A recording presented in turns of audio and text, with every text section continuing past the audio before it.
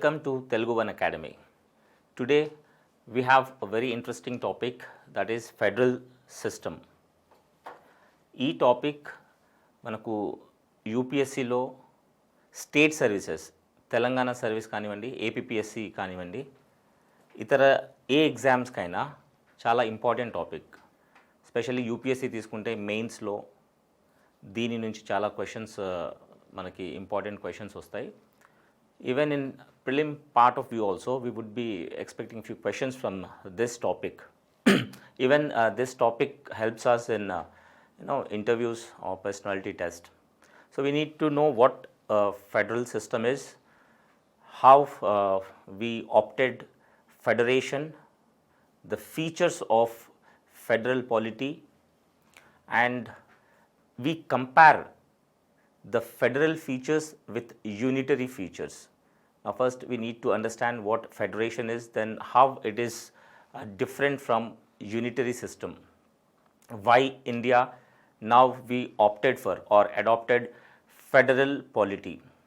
We also criticize the system what we have today, the system what we generally call as federation in India, by comparing it with different countries which follow pure system of federation. So we can say that India do not follow as such a pure federal polity. So first we need to know what federation is and what are the features of both federal system and unitary system. See, federation is a Latin word. This is derived from the word fidus. It is derived from a Latin word. We have a Latin word. So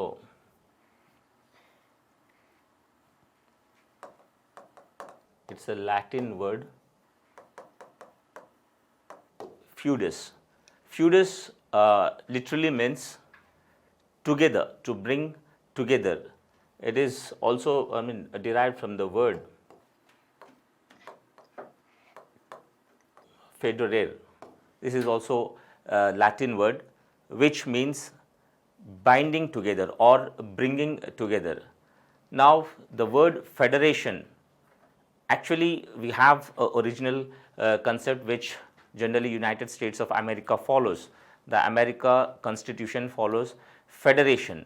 Federation is where all small states, small or politically, militarily weak states come together to form a strong union. So that was the actual concept of federation. As we know, United States of America, at present we have 50 states, earlier 13 states. All these states, they have come together, they have binded together to form a strong union. There may be many reasons for that. Being military weak states, easy to conquer by other countries. So all these states have come together to become more stronger in that region. So 1787 American Constitution has followed the concept of federation. So here when we say federation, when we compare federation of United States with India, we generally do not follow the federation as followed in United States of America. There is a clear division of power between the union government, that is the central government, and provinces, that is the states. So United States of America, as we say, they have much independence. The provinces or the smaller states have much independence. So they have dual polity, they have dual constitution, they have their own judiciary system, that is the provinces have their own judiciary system and federal government have their own judiciary system. When we compare this with India, we do not follow the American concept of federation. We follow the Canadian form of federation. As we say, the 1919 Act, before independence, the 1919 Act, that is Government of India Act 1919, have initiated the concept of federation, giving some autonomy to the provinces. in India, giving some autonomy to the provinces. Again, the Government of India Act 1935 has placed provinces under direct rule of the Crown.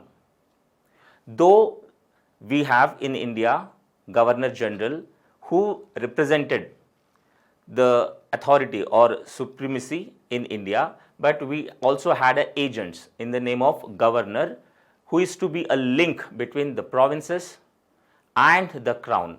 So it is not the first time after independence that we have followed the system of federation. Even before that, in 1919 Act that was initiated the concept of federation, and 1935 Act which actually have followed the concept of federation. So what we follow today is a federation based on Canadian model. So we will understand what the federation is, what are the features of the federation, features of the unitary state. We compare both government, that is federal government and unitary government. So what is federation? See, when we say federation, we need to understand that we have dual polity. We have two governments. One is at central level, that is union level, and the other is at provinces, that is state level. What we call generally in India is state government and union government. So when we say federation, there was a lot of discussion, debate in Constituent Assembly that why we use this word federation. Actually, we never use this word federation in our constitution. The Article 1, that is first article of Indian Constitution, says that India is a union of states. It's a union of states. So we haven't used the word federation. Federation, though we follow because we have division of powers, we have separation of powers. So we generally follow the system of federation, but we have never used the word federation in our constitution. Schedule 7 of the constitution, where we have divided our powers, we have three lists, that is union list, we have state list and concurrent list. So constitution itself has given power to the states, but the only fact is the United States of America, where the states have come together to form a strong union, unlike India. India is different from United States of America in this character of federalism. We, for our administrative convenience, as a single unity, India is a single unity, but based on few features, few geographical features, administrative or historical features, we have divided our single unity into smaller states, that is smaller provinces. So ours is not a federation as United States follow. So there was a lot of debate in Constituent Assembly, and Dr. B.R. Ambedkar also reiterated that our India is not a federal, it is basically a union of states. So basically the federation is where the government has at two places, one is at union level and one is at provinces level.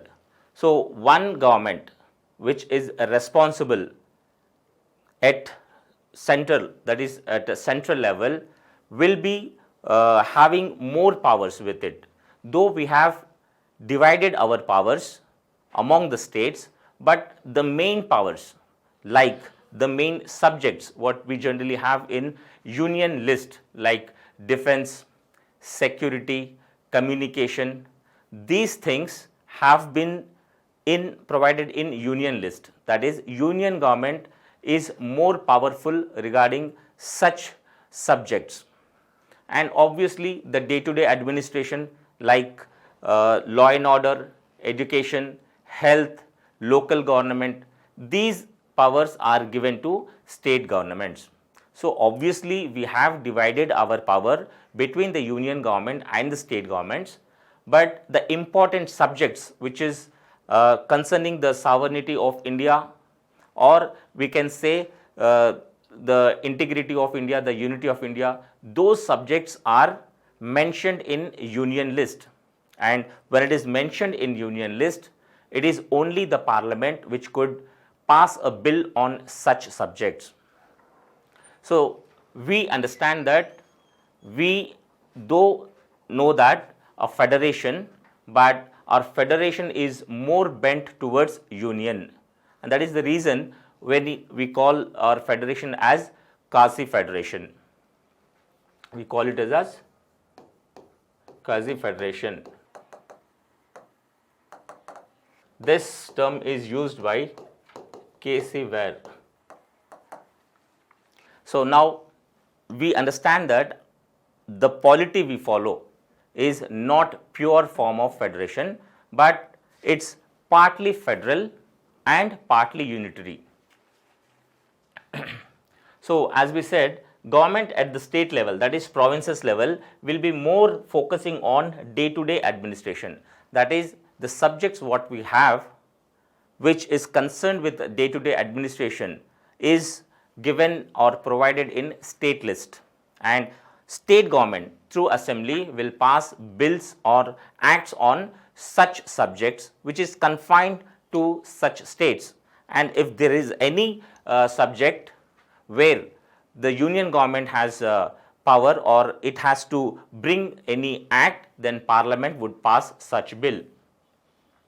So when we say federation, it is where we have a national interest, there union government will come, and where the interest or subject is local, then state governments will pass such acts. So first we need to understand the basic differences between union system, that is unitary system, and federal system. So where unitary system is, we have a pure power concentrated at union level, that is central level. When we say unitary systems, basically we understand that many such countries follow unitary system of government, like we follow in Britain, we follow in France, Japan, China. These are the countries which follow unitary system of government. And when we say federation, federations are followed by United States of America. It's a pure federal form of government. We have governments in Switzerland, we have governments in Australia which follows the pure form of federation. That is, there is a division of power between the states and the center, and union government does not interfere in the matters of state government. So they have given a lot of autonomy to the state governments. So when we say unitary system, we have single government, only union government.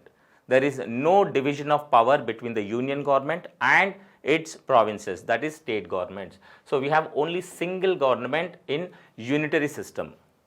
When we compare unitary system with federal system, we have dual government. As we said, dual government, that is governments at two levels, at union level and also at state level. So here constitution may be written or unwritten. We have written constitutions, we have unwritten constitutions, like we have written constitution in France and unwritten constitution in Britain.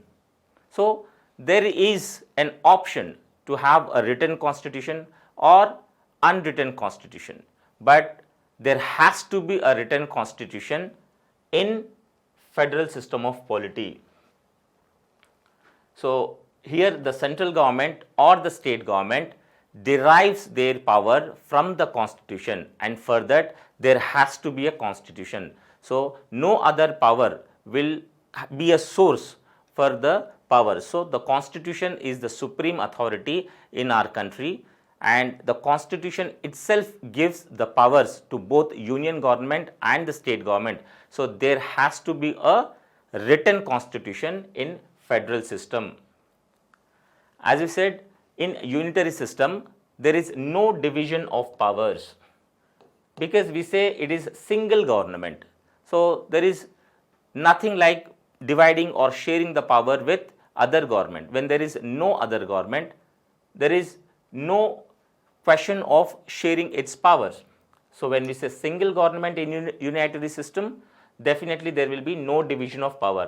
All powers are vested in the national government, that is single government at union level, that is one government.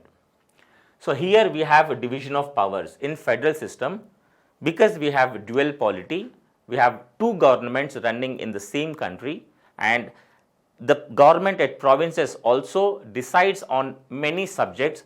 So there should have a authority to pass such acts for the governance of their subjects mentioned in such list. So we have division of powers. Powers are divided between union government and state government. So state లిస్ట్లో ఉన్న వాటికి assemblies అనేది bills pass చేస్తుంది. Union లిస్ట్లో ఏవైతే mention చేస్తున్నాయో subjects వాటి మీద parliament pass చేస్తుంది. అయితే ఈ డివిజన్ ఆఫ్ పవర్స్ మనం అనుకున్నప్పుడు కాన్స్టిట్యూషన్లో 7th షెడ్యూల్లో మనకి ఈ 3 రకాలుగా పవర్స్ డివైడ్ చేసి పడి ఉంది. Unitary list, state list and concurrent list. So division of power అనేది ఫెడరల్ సిస్టమ్ యొక్క feature. So we have a division of power in federal system and there is no division of power in unitary system. When we say in unitary system, constitution may be supreme, may be. So it is not mandatory that constitution should be supreme in unitary system because we have only single government. For example, in Japan, the constitution is supreme. In Britain, the constitution is not supreme. In Britain, the supremacy lies in the parliament. Parliament is supreme, nor constitution and not judiciary. When we say in America, the judiciary is supreme. So in the same way, we say here definitely supremacy of the constitution. In federal system, because we say in federal system, the source of power is constitution and the constitution itself divides the powers among union and the state. So obviously the constitution has to be supreme because it's the ultimate authority, it is the ultimate source of the power. Even union government derives its power from the constitution. We also say that the union government, that is the parliament, has the power to amend certain parts of the constitution, but in this case the constitution is supreme in federal system. We would be discussing in coming classes what is Article 368, what are the amendment powers of the Parliament, how it amends, what are the methods of amendment. We would be discussing this.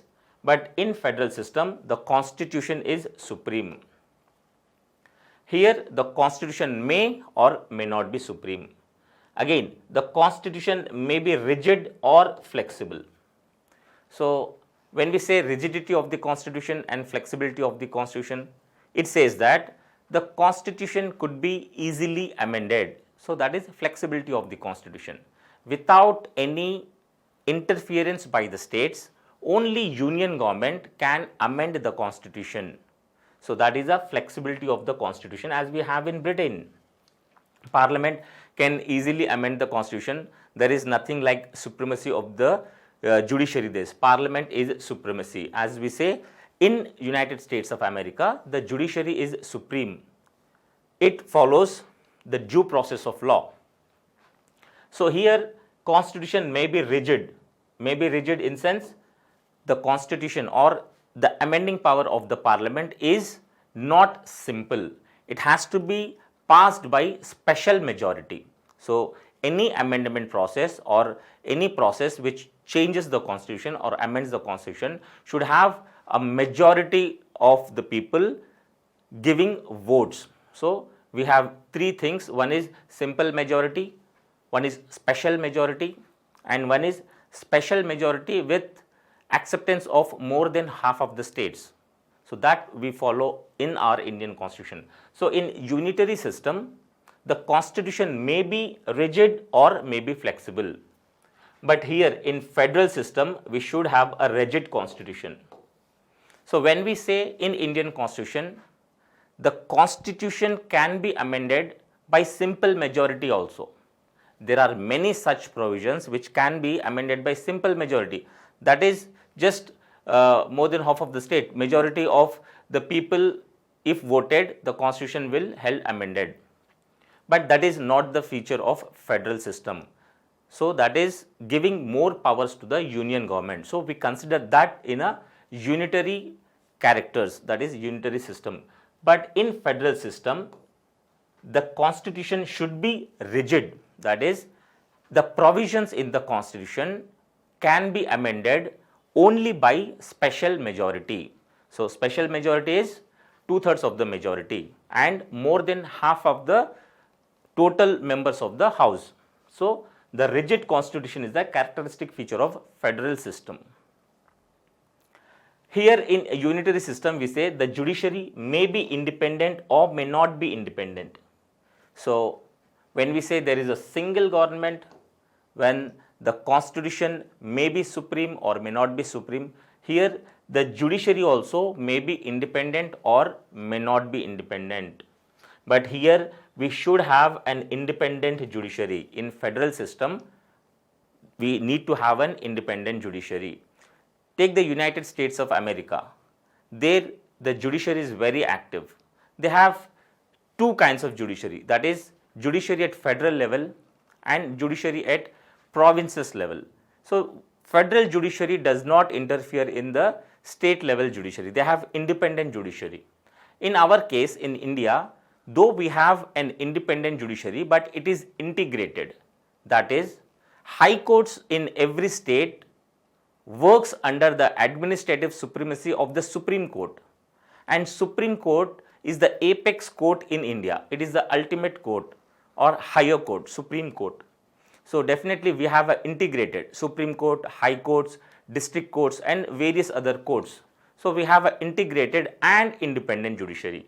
So this integrated and independent judiciary is not a feature of federal. In federal system, we should have an independent judiciary. This may be a question generally asked by UPSC or other state services, the features of federal polity. So independent judiciary is a feature of federal system, not integrated judiciary. So here in unitary system, we may have independent or we may not have independent judiciary. So legislatures may be bicameral or unicameral. So in unitary system, obviously legislature will be unicameral because we do not have dual polity there, dual governments, because it is a single government. A unicameral legislature would solve the purpose. But when we say in federal system, we need to have a bicameral legislature. What is unicameral and bicameral? For example, in India, in our parliament, we have two houses.